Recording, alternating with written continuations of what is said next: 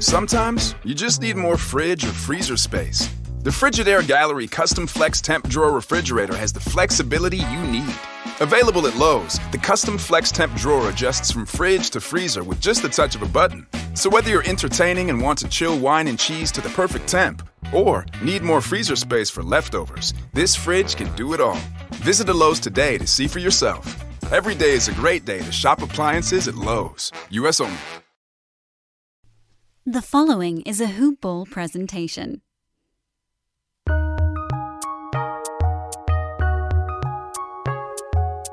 Welcome to the Fantasy NBA Today podcast.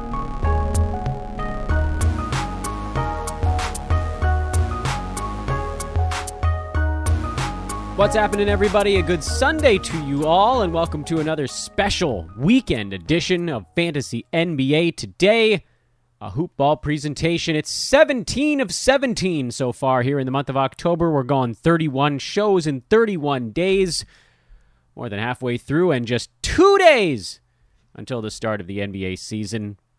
That's nuts. In any event, I'm Dan Vespris. Thanks so much for tuning in. You can follow me on Twitter at Dan Vespris, and you guys know how things are going right now. At the outset on these shows, we launch straight into some fantasy breakdown stuff. No screwing around. And at the beginning of today's broadcast, I bring you the case against Julius Randle. Sorry, Julius. It's not personal.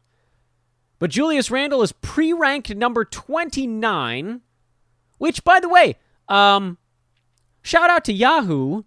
And by shout out, I am being extremely sarcastic. It's a disingenuous shout out. We did their top 25 on yesterday's podcast, and they changed it this morning. Sunday morning, they rearranged their board. That's bullcrap. You can't be rearranging your board on the Sunday before the season starts. Nobody gets to see that board, Yahoo. For instance, Chris Paul, they moved him down 4 slots. He's back down near his ADP. It's almost like they're trying to match him up a little bit. Pretty fishy stuff, Yahoo. Pretty fishy stuff. In any event, Julius Randle's ADP is 27. And on their most recent now, as of today, iteration of their preseason ranks, Randle is pre-ranked 31. So they've been moving him down the board and down the board. It was 29, it was 31. It's a whole thing. But I bring you the case against Julius Randle at the front end of today's podcast. Julius had a marvelous 2020-2021 season. There is absolutely no arguing with that. He was brilliant. He was durable. Everything that you could have possibly wanted out of a fantasy player, reality also, he provided. By totals, thanks to the fact that he played in 71 out of 72 ball games, by totals, Julius Randle was number 15. So when I bring you this case against Julius, however we want to phrase this, it's a little bit of a hard sell given that he beat his ADP by a ton last year, and he's a full round and a quarter ahead of his ADP this year. But the reason I bring you a case against Julius Randle is not because of the totals value, it's because of the per game floor. And even maybe more so because of the per game ceiling. Julius Randle, not unlike Mikal Bridges, was the beneficiary of a massive totals bump. I love Mikal Bridges. DeAndre Ayton, also beneficiary of a totals bump. Middleton, Rozier. These are guys that are ranked between basically 35 and 50 last year, who played in pretty much every ball game. Robert Covington, Dan Vesper's favorite. 56 per game, but he played in 70 ball games last year. So by totals, we've talked about this before, so we need to go over it a bunch of times. By totals, he was number 20. Middleton, by totals, 19. Ayton, by totals, 18. Rozier, 17. Randle, as we just mentioned a moment ago, 15 by totals. But the reason to continue to love guys like Terry Rozier and Middleton, and maybe more so Bridges, is because of where they're getting drafted. Chris Middleton has a preseason rank of 37 on Yahoo, and he's the earliest of the guys I just read off.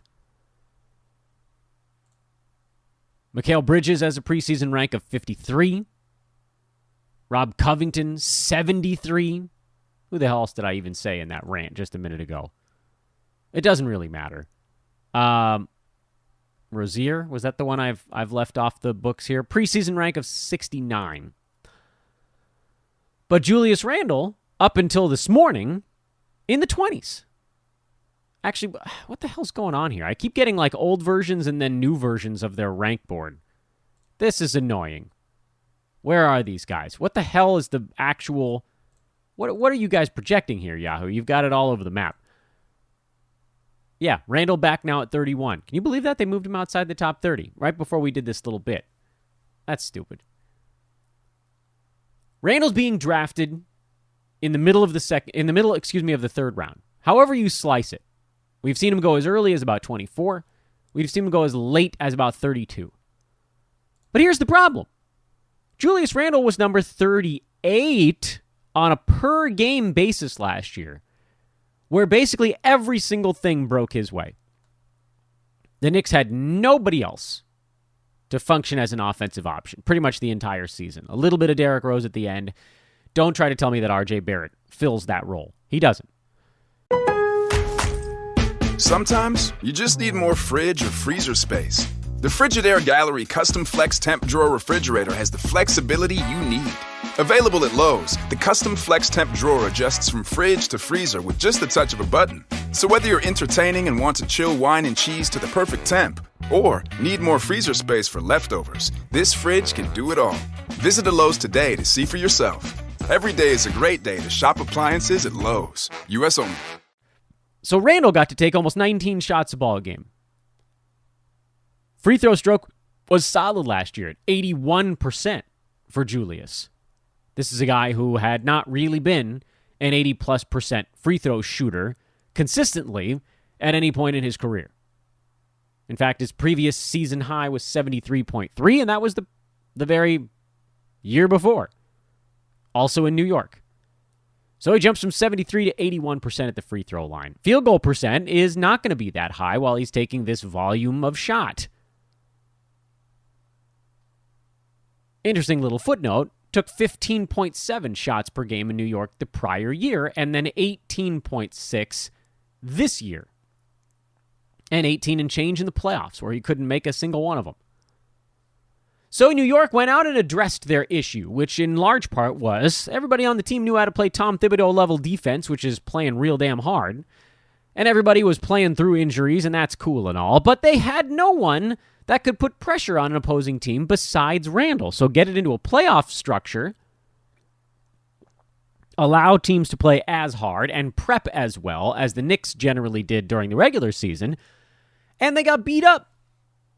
Atlanta undressed them. So New York went out, they brought in Evan Fournier, they brought in Kemba Walker.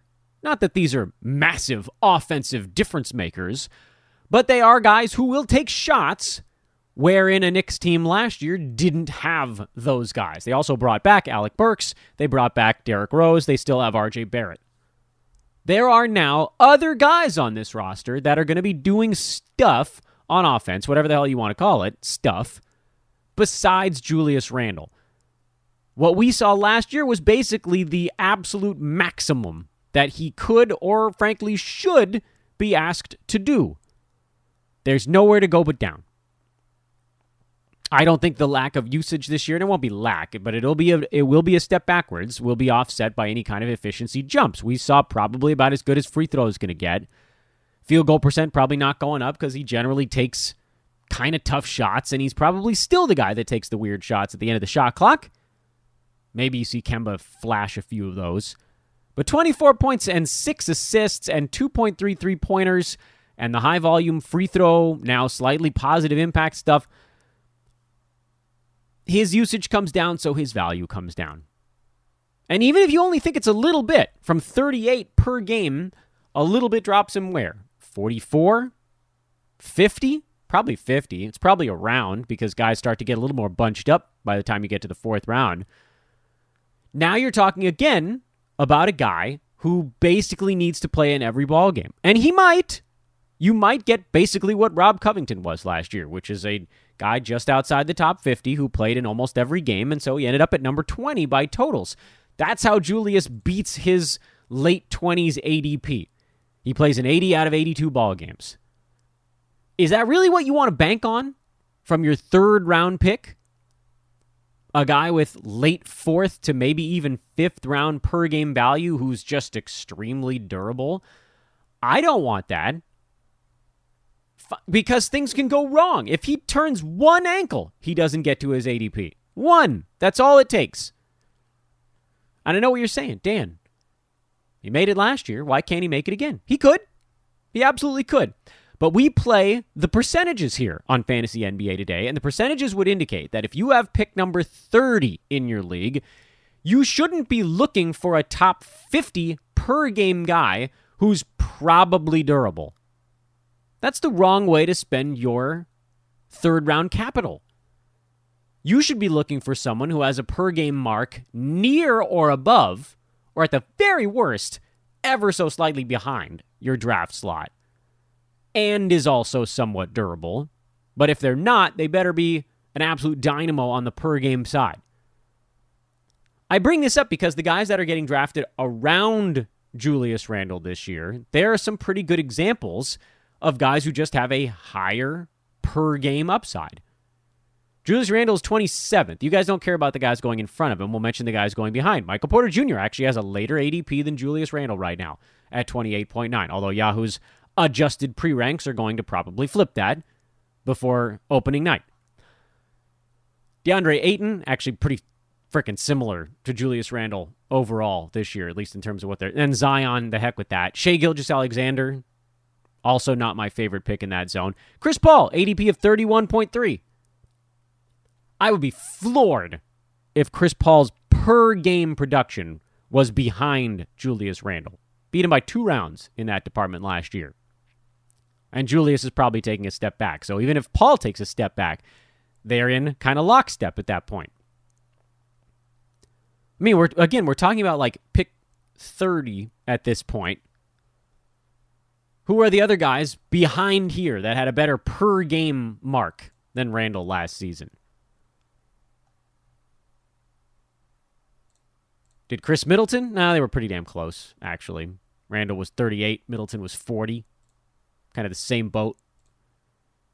Jaylen Brown, he was ahead, 36. Maybe not as durable, so I can understand maybe you lean the other way. Brandon Ingram, right behind Randle. Dieren Fox, farther down the board. Christian Wood, somewhat of a question mark. John Morant. It's a weird section of the draft that kind of falls into the back end of that what do we do between 22 and 30 range. Because now you got to reach down the board. But if you go far enough, you can find a whole bunch. Drew Holiday has an ADP of 41. He was number 20 on a per-game basis last year. If he's even close to as healthy as Randle this season, he beats him. Tobias Harris, he was 28 last year on a per-game basis. Beat Randle by a round there and is generally pretty damn durable. Yeah, I'd rather have Tobias than Julius Randle in a Roto League.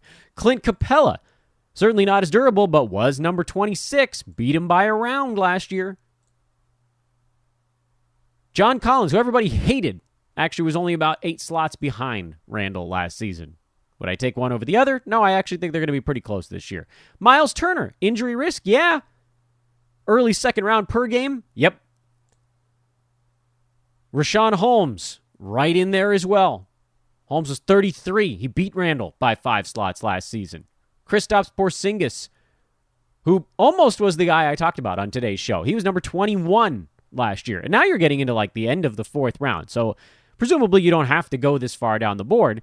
But all that's to say, Julius Randle doesn't belong where he's going. And the way he gets there, extreme durability, is about the riskiest thing to bank on fantasy draft day.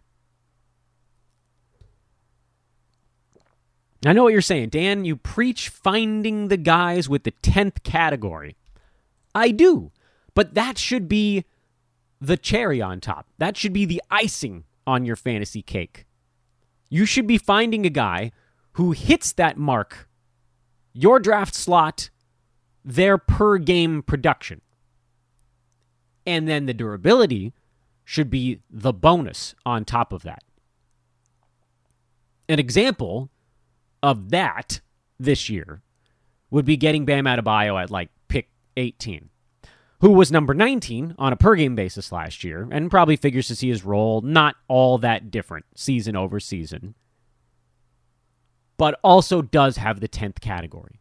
So the per-game is very close to the draft slot, and the durability is a bonus.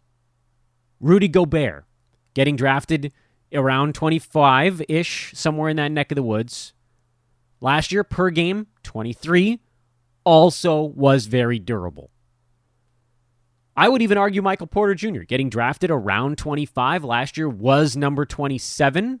This year, even if he does that same thing at 27, he actually probably scores more this year, but I got to think the efficiency is a little bit lower. Whatever. We don't want to get into the specifics exactly, but aside from COVID, very durable last year. That's what you should be looking for in your draft slot. Not the guy where if the 10th category hits, then they get there. It should be if the 10th category hits, then they just blow their damn ADP out of the water. That can't be the thing that determines whether or not your pick hits. Please do take a moment, everybody, to rate and review the podcast. I will be forever in your debt. Not kidding. This is so critical, and I've said it every day over the last couple of weeks. This is what powers my individual locomotive. So please, if you have a moment, take a second to rate and review the pod. I really mean it. I will love you forever. If you're on a mobile device, click on the podcast app and search for Fantasy NBA Today. You click on the show title and then scroll all the way to the bottom of that screen. If you're on iTunes, navigate to the podcast tab. Do the same thing. Search for Fantasy NBA Today. Click on the name of the show, and then there's actually a rate and review button there. If you want to write something, that's fantastic. A few of you have opted to do that. A number of you lately have just dropped the 5 stars. Either way, you're awesome. I really appreciate it. It's all I really want from you right now as I do these extra weekend shows. I know we could promo all the stuff going on at Hoop Ball with the draft guide and the fantasy pass and all this other stuff, but all I really want from you guys is to drop that 5-star review and click the subscribe button. It is my everything.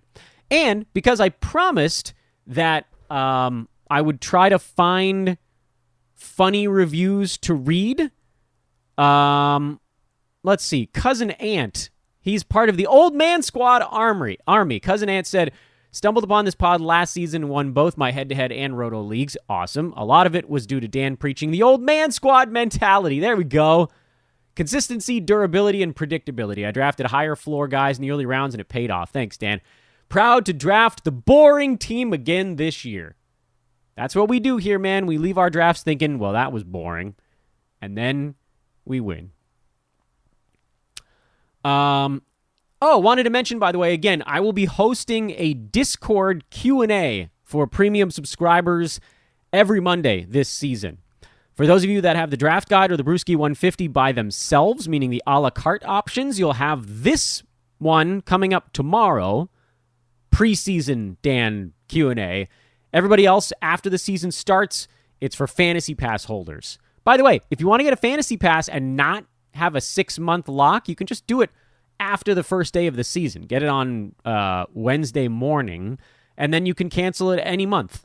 So it's month to month at that point. For those of you that got it, of course, during draft season, you're locked in because you got all the B150 and all that cool draft stuff. So something to throw in there.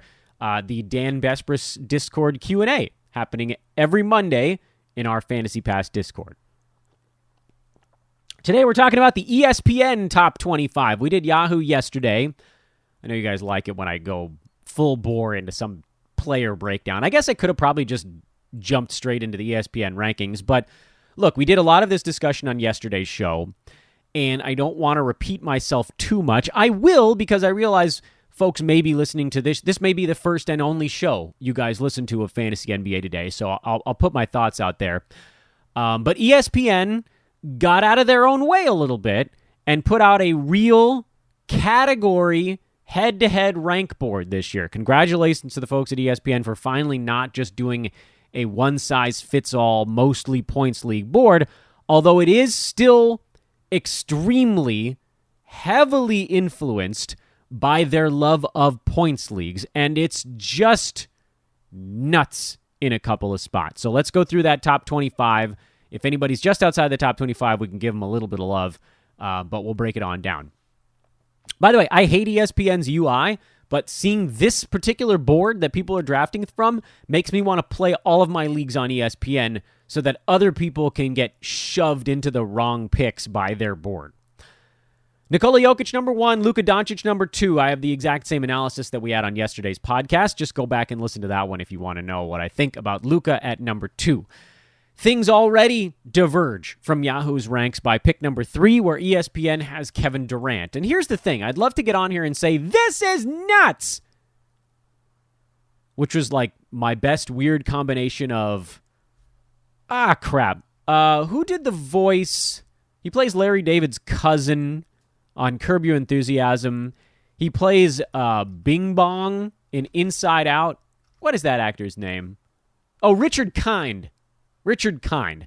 That me screaming there was like the weirdest combination of Richard Kind and John Mulaney mushed into one weird voice. But anyway, I'm not going to get on here and scream, this is nuts. Instead, I'm going to tell you that there is actually a path for Kevin Durant to be the number 3 player in category leagues this year. I don't have the stones to roll the dice on him, but that's your target. That's your upside if it hits. He's probably going to miss no fewer than like 10 to 12 games this season. But KD could very easily be a top 5 per game guy. He could even be a top 3 per game guy. If just kind of a quick gander at last year's numbers for KD, if he takes like 1.5 extra shots per game, he only took 17.2 shots per game last year. Harden was at 16.7. Kyrie was at 20. Kyrie's 20 is Kaiser Soze off into the sky at this point. Do we think, could KD take 3 of those 20? Hell yeah, he could. And put Kevin Durant at 20 shots a ball game, and at the clip that he scores, effectively you're adding like another 6th, basically, to what he's already done. That's 4 points. That's 0.4 threes. That's better field goal percent and free throw percent impact because they're weighted. Yeah, he's basically a top 3 guy at that point. And then, with any weird measure of health, if he plays about the same number of games as the guy behind him, he could be the number 3 player in fantasy. Would I draft him at 3? Hell no. Because there's a pretty good chance he misses 15 to 20 games this year. The Nets don't have anything to worry about. Nobody's sort of coming for them. The Nets and the Bucks are just going to be fighting each other, and maybe the Sixers up at the top of the East, depending on what happens with this Ben Simmons stuff. So, why push yourself when they need him healthy? But this is, as much as I'd love to clown on it, not as completely insane as it might look. James Harden at number 4 is very reasonable. Giannis at 5 is completely unreasonable. The only way Giannis gets into the first round if his free throw percent gets up to 72 or higher. It's very straightforward. He needs to improve his free throw percent by 4% or better. And then basically every percentage point he improves it beyond that, he moves another slot up the board. Really, that's where he's at. Every percentage point at the free throw line, Giannis moves up a slot. If he gets his free throw like 75%, he's probably the number 5 guy. But that ain't happening. So no. Steph Curry at 6 on the ESPN board is absolute insanity. He should be at 2, I'd say 3 at the absolute latest, given, James Harden possibly being very, very good this year again. But at 6, that's dumb. Cat and Dame, those guys are always going back-to-back in pretty much every draft I've been in, and they belong back-to-back. So 7 and 8 is fine on the ESPN board. Pick number 9 is Niko Vusovich. What? I know by totals he was number 4 last year, but that's the totals bump. He played 70 games with a per-game rate of, he was tied with Cat, basically, at number 10/11. That's not holding year over year. He's not taking 20 shots a game this season on that Chicago Bulls roster. That's coming down to probably 17. He's probably going to get the Harden KD treatment, which is you're going to get around 17 shots a game now.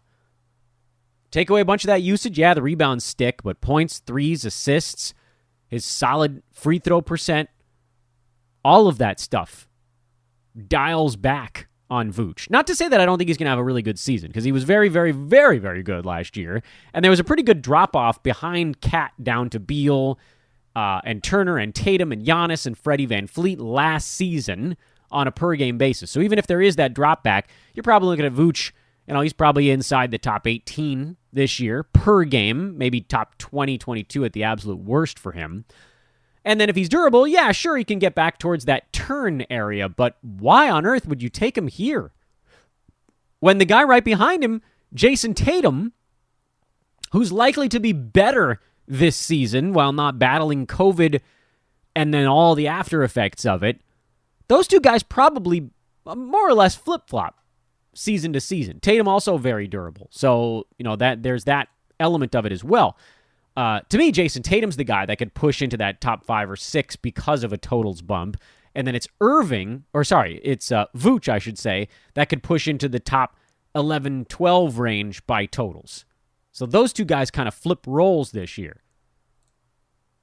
No idea why Vooch is ahead of Tatum on this board. Trey Young at number 11 is the absolute joke of the century. If you're not punting turnovers, and I cannot stress this enough, everyone in head-to-head is punting turnovers now. You can win them by just not being horrible. Everybody's like, oh, you can't get assists without having turnovers. That's not true. Just find some assist guys who are better than 2-to-1 assist ratio. Just don't draft Harden or Trey or Luka. You can still win assists. Unless you go up against a team that has Harden, Trey, and Luka. Then you'll lose them, but you'll very easily beat that team in turnovers. But Jokic, his was 2.7-to-1 assist-to-turnover ratio. Dame was actually 2.5-to-1. Chris Paul was 3.5-to-1 assist-to-turnover ratio. These are relatively high assist guys. Jimmy Butler, 3.5-to-1 assist-to-turnover ratio. If that number clicks up just a little bit for your team, you can still have a good passing team that doesn't punt turnovers. DeMar was 3.5-to-1. TJ McConnell was almost 3.5-to-1. Freddie VanVleet was pushing 4-to-1. No, a little under that. There is no reason to take Trey Young this early. The whole I need to punt turnovers thing is so overblown. Too many people are doing it now. You got to zag when everybody else is zigging. 4 years ago, punting turnovers was actually still not that new, but newer, and you could stay ahead of the curve. But it's not anymore. We got to change it up. It's why I gravitated so hard to what Adam King was talking about on this podcast, which was the punt position build.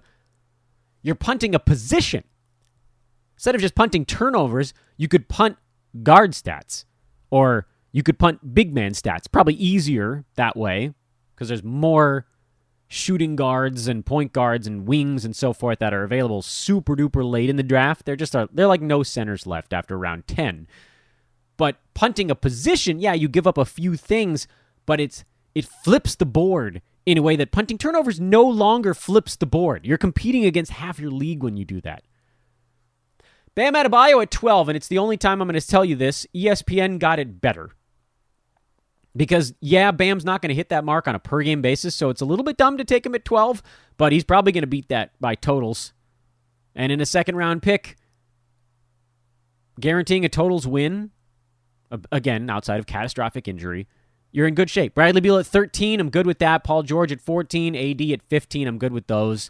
So ESPN, a couple of relatively normal ones here. Pick number 16, Dieren Fox. Okay.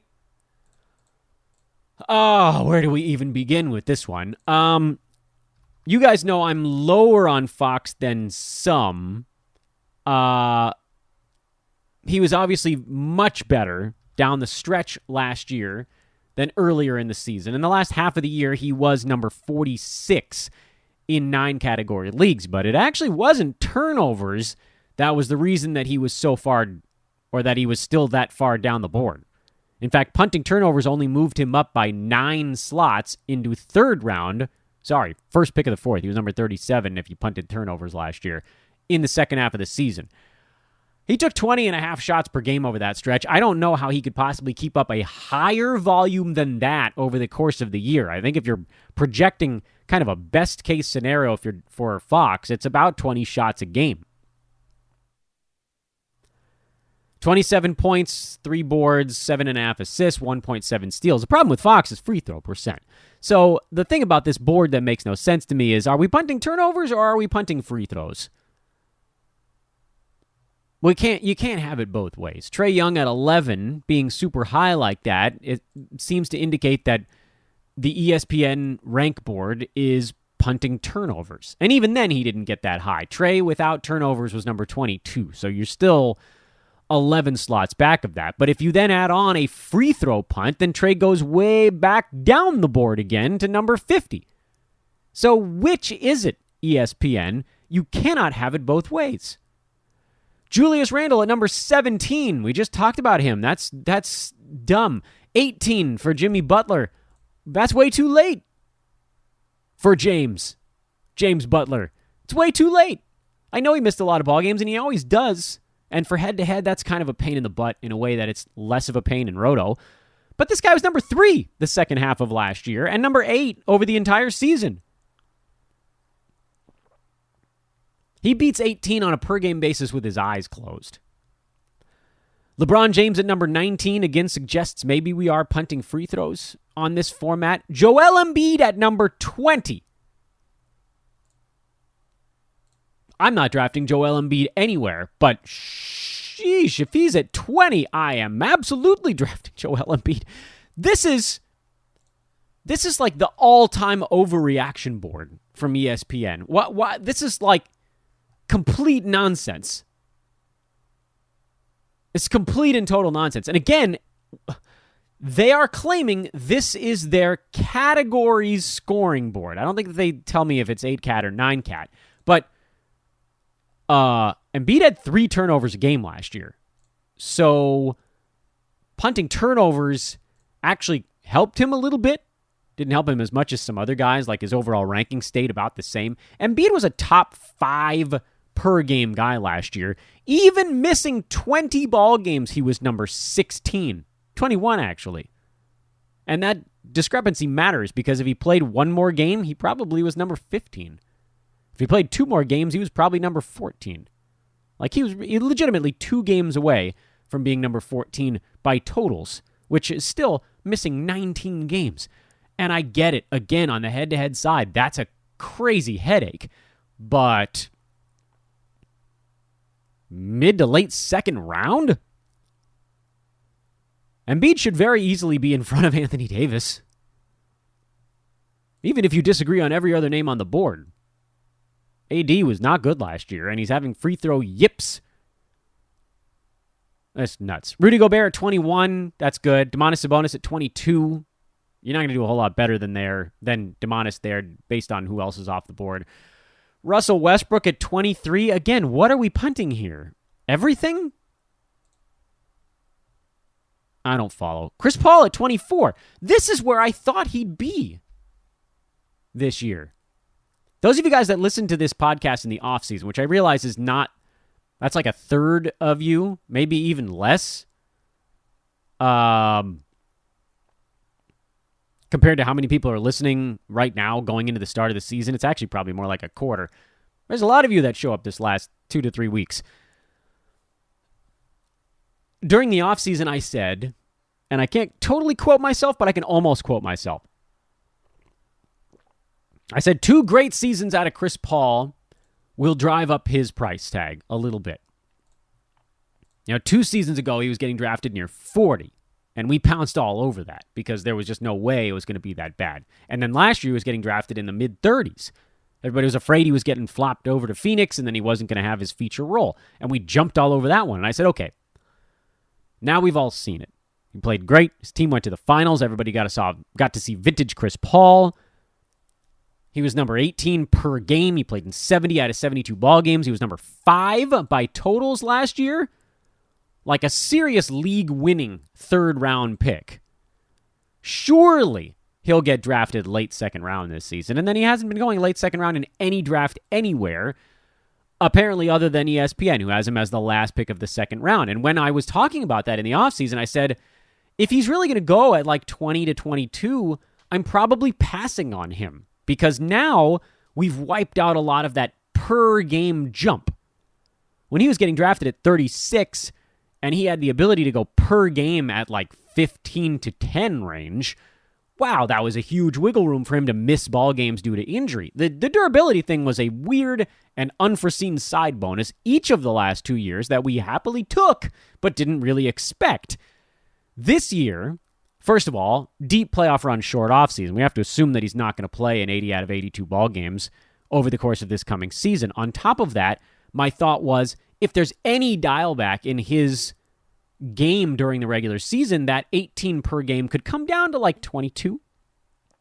And so when I figured he's going to get drafted around there, that finally wipes out the value.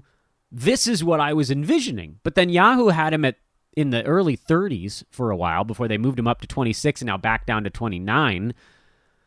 And he just kept falling to me in all of these mock drafts. Nobody was taking him until the late third round. I thought, all right, screw it, I'll do it again. So Chris Paul's actually becoming now sort of a weird defining point for me. If he falls into the middle of the third round, I think you can still take him. But if you need to take him here, as is the case in the ESPN league, that's sort of the earliest I think you ought to go. I took him at 25 in one of my drafts. I thought he paired well with Jokic and Michael Porter Jr. because he took care of steals while maintaining crazy efficiency and shoring up assists. Couple of interesting names outside the top 2 rounds. Zach Levine at 25. That's basically where you're seeing him go, although I do believe it's a bit early. Devin Booker at 26 is too early. Donovan Mitchell at 27, still a bit too early. Freddie VanVleet at 28 in ESPN leagues. That's way too late on him. I think there's a weird expectation that he's just going to miss 20 games this season. But last year was goofy, and hopefully Toronto tries to bring his minutes per game down just a little bit, and then you get him through the mix. My guy Tobias at 29, Middleton 30, DeJounte Murray, ESPN's got him at 31. That kills all of his value. In fact, I don't think he gets that high on a per-game basis this year. LaMelo at 32, he's been tapering off a tiny bit after a crazy buzz run, which maybe I had something to do with it. I didn't have anything to do with it. Michael Porter Jr. at 33, that's too late on him. Surprised that the ESPN's seen the tail off there. Maybe people are afraid of the vaccination thing. I don't know, but I feel like everybody's overreacting to that. And then, that's kind of the interesting stuff from outside that top zone. A couple of the extraordinarily buzzy names on ESPN. OG Anunoby going at 49. Like him a lot at 49. That's adding that extra value in. Jaren Jackson at 50. That's a great deal there. Rashawn Holmes at 54 is an extraordinary deal. Spencer Dinwiddie at 55 is maybe the worst pick you could possibly make. That's so early. Yikes. John Collins at 58, that's an easy one. Miles Bridges at 60? I guess they're assuming he's playing 81 games this year. So, when you get into this zone, it's easy to cherry pick a little bit. If Miles Bridges is a top 90 player who plays in most ball games, he'll be near top 60 by totals. But that's certainly not who you're trying to pick at the end of the 5th round. Hey, my 5th round pick, I'm shooting for a top 90 durable guy. No. They've got Draymond Green at 72. That's way too low. Well, ESPN, you did it again. You managed to put out a list that still sucks. Even though at least it's categories. It's not entirely a points league. ESPN claims, as it wink, wink, nod, nods, puts Dieren Fox at number 16. Yeah, sure, we're not a points league. We're just still mostly grading guys without percentages and without turnovers. Whatever. Hey guys, hit me up. I got a new recruiting pitch for you today. Hoopball is looking for salespeople. Ooh. Exciting stuff, I know. Hit me up on Twitter at Dan Besbris, DANBESBRIS, and let me know you're interested in learning more, well, frankly, about anything we got going on here at Hoopball. We're recruiting for all stuff, but today the pitch is salespeople. We got lots of stuff going on. That's actually an avenue where you could earn a little bit of coin in a way that, goofing around with fantasy, maybe not as much. I know, said the guy on a fantasy pod. My Twitter, my name is Dan Besbris. It's DANBESBRIS. If you can spell it, you can find me, or you can just Google search Dan from Hoopball, and my Twitter feed lately now is spot number 1. Also, really good news. I'll be doing my tweet storms back on Twitter this season, so hopefully you guys enjoy that. Instead, in the Discord, for the premium subscribers, as you guys probably remember, the tweet storm comes out after the games are over at the end of the night. For premium subs, there will actually be a live in-game storm that basically myself and the great Adam King, who you've heard on this podcast before, also a member of the Hoopball leadership team on the fantasy side, we're going to be putting thoughts in there as games are happening. So premium subs get instant and immediate reactions to anything. I shouldn't say everything, because Lord knows we can't cover every game at every minute forever. But most of the time, if something interesting is happening, we'll be there to cart you. That's for Fantasy Pass members once the season gets going. Quick shout out to Alan Soroki and the Hoopball YouTube page, which is really picked up in Steam as well. Make sure to check that out. That's youtube.com/hoopball. Folks, thanks for listening here on this special Sunday episode of Fantasy NBA Today. Please rate and review the pod. Please subscribe. Hit me up if you want to be a member of the Hoopball sales team. And go trim your damn beard with a lawnmower 4.0 at manscaped.com. Promo code HoopBall20. Tomorrow, Monday, the D-Bombs. You've been waiting for it. You got it. Dan Besbris' Old Man Squad coming here on Fantasy NBA Today on Monday, the last day without real basketball games, fantasy-wise, until mid-April. Whew! We did it, guys. We did it.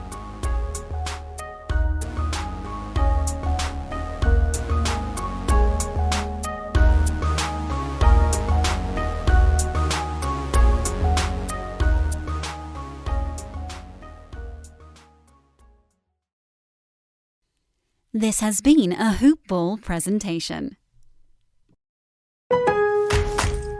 Sometimes you just need more fridge or freezer space. The Frigidaire Gallery Custom Flex Temp Drawer Refrigerator has the flexibility you need. Available at Lowe's, the Custom Flex Temp Drawer adjusts from fridge to freezer with just the touch of a button. So whether you're entertaining and want to chill wine and cheese to the perfect temp, or need more freezer space for leftovers, this fridge can do it all. Visit a Lowe's today to see for yourself. Every day is a great day to shop appliances at Lowe's. U.S. only.